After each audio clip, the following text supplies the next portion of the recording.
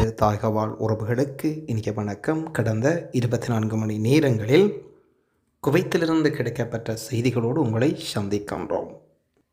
குவைத்தில் பயோமெட்ரிக் கைரேகை அடையாளங்கள் கட்டாயம் என்ற நடைமுறைக்கு வந்திருந்த விடயங்கள் அனைவரும் அறிந்த விடயம். குவைத்தில் பணியாற்றிக் கொண்டிருக்கும் தாயகவாழ் உறவுகளாக இருந்தாலும் சரி, குவைத் குடிமக்களாக இருந்தாலும் சரி, பயோமெட்ரிக் கைரேகை அடையாளங்கள் கட்டாயம். இந்த காலக்கெடுவானது டிசம்பர் 30 வரை நீடிக்கப்படுகின்றது. குவைத் மக்களுக்கும் குடிமக்களுக்கும் கைரேகை பதிவுகள் எடுப்பதற்குரிய காலக்கெடு நீடிக்கப்படுகின்றது. டிசம்பர் 30 குவைத்தில் பணியாற்றி கொண்டிருக்கும் எமது தாயகவாழ் உறவுகள் பயோமெட்ரிக் கைரேகை அடையாளங்கள் எடுப்பது மிக கட்டாயம். நியமிக்கப்பட்ட மையங்களுக்கு செல்வதற்கு முன் செகால் விண்ணப்பத்தின் மூலம் முன்பதிவுகள் செய்யுமாறும் உள்துறை அமைச்சு அனைவரையும் வேண்டியிருக்கின்றது. ஏனெனில் முன் சந்திப்பு இல்லாமல் எந்த சந்திப்புகளும் ஏற்றுக்கொள்ளப்பட மாட்டாது என்றும் ஊடக அறிக்கை சொல்கின்றது. இப்பொழுது தாயகம் செல்பவர்களுக்கு இந்த பதிவுகள் பொருந்தாது. ஆகவே குவைத்தில் தொடர்ந்தும் பணியாற்ற போகின்றோம் என்ற எண்ணத்தில் இருப்பவர்கள் பயோமெட்ரிக் கைரேகை அடையாளங்களை எடுத்துவிடுங்கள். இதனால் எந்த பிரச்சனைகளும் வராது என்பதை ஊடகம் வாயிலாக அறிய தருகின்றோம். அடுத்தபடியாக அமைந்திருக்கின்றது ஸ்கேம் பற்றிய செய்தி ஒன்றோ. ஒரு வெளிநாட்டவரின் வங்கி கணக்கில் $1 செலுத்துவதற்கான இணைப்பை கிளிக் செய்தவுடன் காலியாகிவிட்டது அவருடைய வங்கி பணங்கள் அனைத்தும்.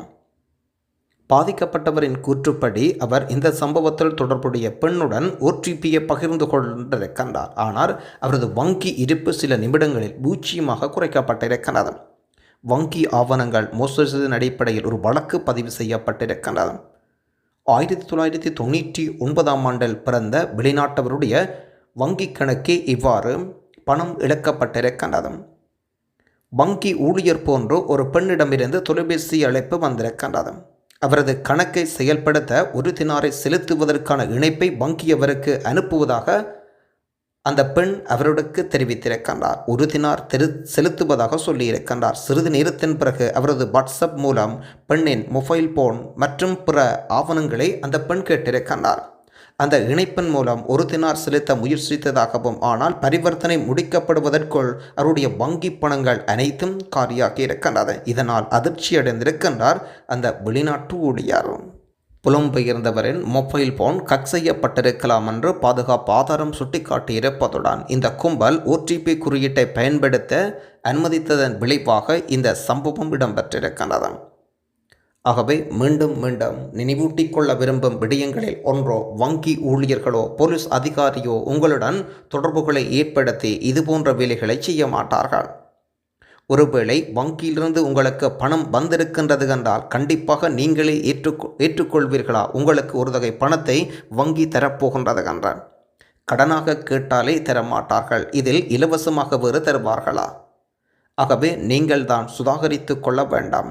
வங்கியிலிருந்தோ போலீஸ் அதிகாரிகள் போன்றோ இதுபோன்ற மோசடி அழைப்புகள் தொடர்ந்தும் குவைத் மண்ணில் இடம்பெற்று கொண்டுதான் இருக்கின்றது. இதில் இரையாகுவது என்னவோ வெளிநாட்டவர்களாகத்தான் இருக்கின்றார்கள். மீண்டும் விழிப்புணர்வு செய்திகள், எத்தனை செய்திகள் வெளியிடப்பட்டு கொண்டிருந்தாலும் இந்த ஏமாறு நபர்களின் எண்ணிக்கை குறைந்த பாடாக தெரியவில்லை. ஆகவே இதில் குற்றம் யாருடையது என்பதை, இதில் யார் தவறு செய்கின்றார்கள் என்பதை நீங்களே உணர்ந்து கொள்ளுங்கள். உண்மையில் நாங்கள் உழைக்கும் காசே எம் கையில் நிற்கின்றதில்லை. இதில் இலவசமாக வேறு எமக்கு தருவார்களா? அந்த காசாவது நிற்குமா? யோசித்து பாருங்கள். பண்ணை காவலாளியின் கொலை குவைத் தூக்கு மேடைக்கு செல்கின்றது. வஃப்ரா பகுதியில் தனது தந்தையின் கால்நடை தோட்டியில் காவலாளியை கொன்ற குடிமகனுக்கு நீதிமன்றம் மரண தண்டனை தீர்ப்பை இன்றைய தினம் உறுதி செய்திருக்கின்றார்கள். குற்றம் சாட்டப்பட்டவர் காவலாளரின் மரணத்தை புகாரளித்திருக்கின்றார். ஆனால் திட்டமிட்ட கொலையை ஒப்புக்கொண்டார். வஃப்ராவில் விடியற்காலையில் தனது தந்தையின் கால்நடை தொழுவத்தில் பணிபுரியும் இந்தியவரின் உடல் இரத்த வெள்ளத்தில் காணப்பட்டதாக குவைத் இளைஞரிடமிருந்து உள்துறை அமைச்சுக்கு செயல்பாட்டு பிரிவிக்கும் ஒரு தொலைபேசி அழைப்பு கிடைக்கின்றது. அதன் அடிப்படையில் விரைந்து சென்ற போலீசார் விசாரணை மேற்கொண்டனர்.